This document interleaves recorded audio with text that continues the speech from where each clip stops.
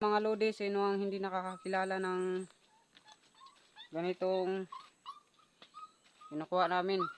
Ito. Ewan ko kung anong tawag sa inyo.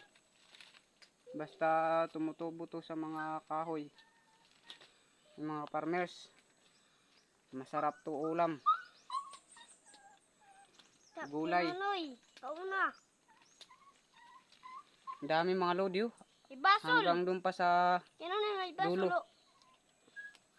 Yan mga lodi, dahil katapos lang natin magtanim ng mga puno ng nyog. Buti nakita ko itong mga lodi. Kaya pag uwi, sarap itong mga lodi. Ito pa mga lodi oh. Dami pa. Tapos doon pa sa dulo. Kulang ko nga dito. Nahulog. Ito, suruta. Hala, suruta mo.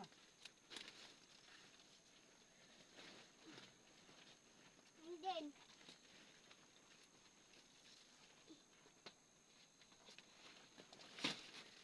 Nahulog pa ulit.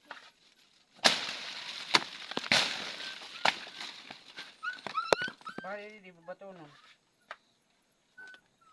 Bukan na ito.